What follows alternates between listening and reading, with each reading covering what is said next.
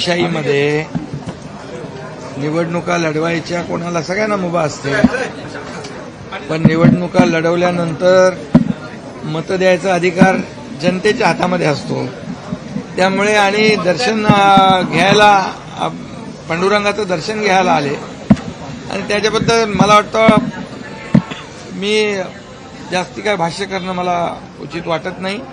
आणि ते आले, दर्शन घेतलं पांडुरंगाचं आणि ते रवाना झाले. त्यांनी मोठ्या प्रमाणात शक्ती प्रदर्शन करत महाराष्ट्रामध्ये राजकीय एंट्री करण्याचं देखील संकेत दिले. अरे बाबा, पहिलं तर त्यांनी पक्ष सांभाळला पाहिजे. आता त्यांचं कुठे दिल्लीमध्ये काहीतरी प्रॉब्लेम झालाय ना, तो फुटला तिकडे पक्ष त्यांचा. ते पहिला त्यांनी पक्ष त्यांचा सांभाळावा, त्यांचं राज्य सांभाळावं, त्यांच्या राज्यातल्या लोकांना सुविधा द्याव्या. महाराष्ट्रामध्ये आम्ही समर्थ आहोत. महाराष्ट्र सरकार या राज्यातल्या जनतेला सोयीसुविधा गेल्या 10-11 महिन्यामध्ये एवढी कामं केली आहे या राज्यातल्या सर्वांगीण विकासासाठी, कष्टकऱ्यांसाठी, शेतकऱ्यांसाठी, सगळ्या घटकांसाठी. त्यामुळे त्याची चिंता आम्हाला नाही. पंढरपूरला जाऊन पाहणी केली तुम्ही, तिथे अधिकाऱ्यांना खडसावलं देखील की काही अपुरे काम आहे ते तात्काळ पूर्ण करण्याचे, युद्ध पातळीवरती सुरू करण्याचे आदेश देखील दिलेले. आषाढ एकादशी जवळ आलेली आहे, परिस्थिती पंढरपूरचं नियोजन अतिशय उत्तमपणे करण्याच्या सूचना मी दिलेल्या आहेत.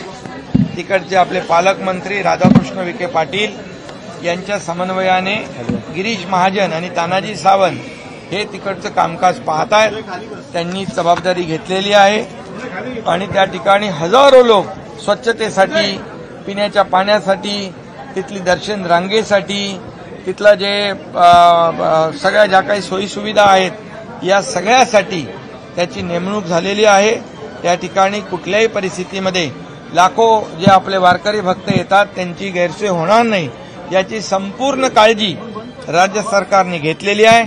आणि पालकमंत्री राधाकृष्ण विखे पाटील, गिरीश महाजन आणि तानाजी सावंत हे स्वतः जातीने याच्यावर लक्ष ठेवून आहेत. केसीआर को सर बी टीम कहा जा रहा है, महाराष्ट्र में वो वोट कटुआ के तौर पे आ रहे हैं, एंट्री कर रहे हैं, क्या कहेंगे? अरे पहले तो उनका स्वागत कर रहे थे, घर में बुला के खाना खिला रहे थे, अभी कैसे हो गए बी टीम? पहले तो उनको बुलाया ना, स्वागत किया, खाना खिलाया. तो ये दोगली भूमिका है, दोगली नीति कहीं अपना रहे, उससे हमारा कोई संबंध नहीं. या केसीआर आवे या और कोई आवे, हमें किसी से लेना देना नहीं. हमारी ये जनता जो है, महाराष्ट्र की जनता समझदार है. जो काम करने वाली सरकार है उसके पीछे डट के खड़ी है.